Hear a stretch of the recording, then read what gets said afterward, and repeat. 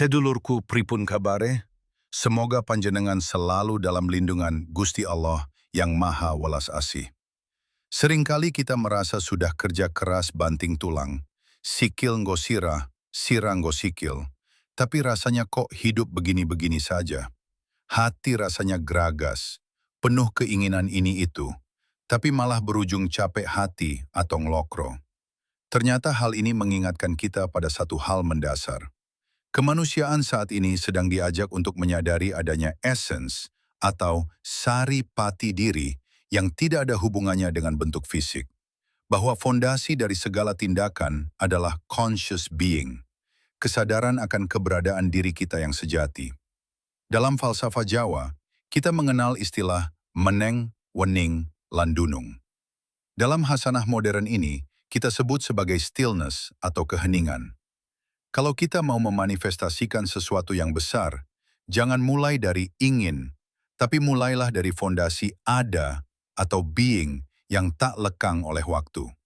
Tanpa keterhubungan dengan keheningan ini, apapun yang kita lakukan hanya akan menciptakan kekacauan dan penderitaan baru bagi diri sendiri maupun orang lain.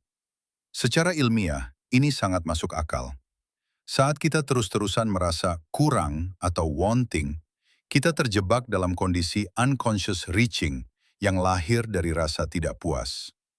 Secara neurologis, ini memicu stres kronis. Sebaliknya, saat kita meneng atau diam dalam keheningan, kita mengakses inner space yang luasnya melebihi ruang angkasa luar. Disinilah letak kreativitas sejati. Secara Islami, ini selaras dengan konsep tumaninah dan ikhlas.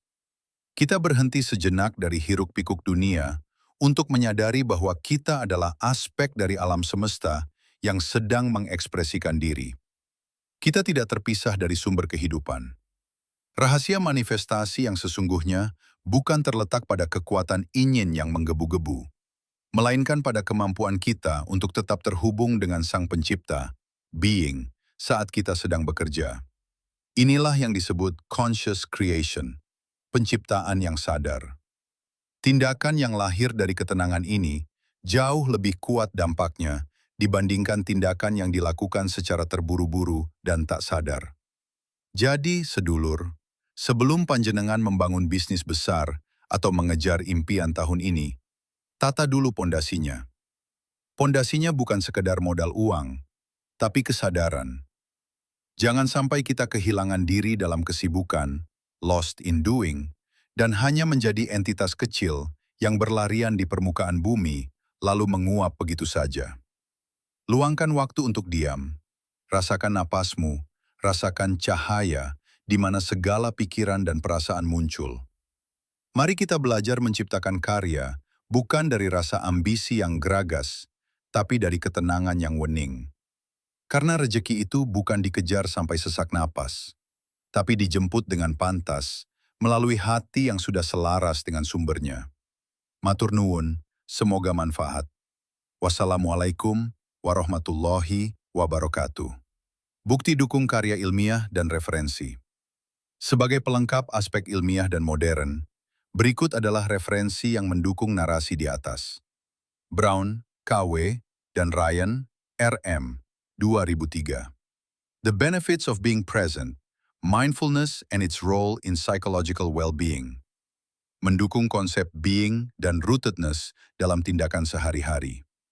Lazar, S.W., et al., 2005.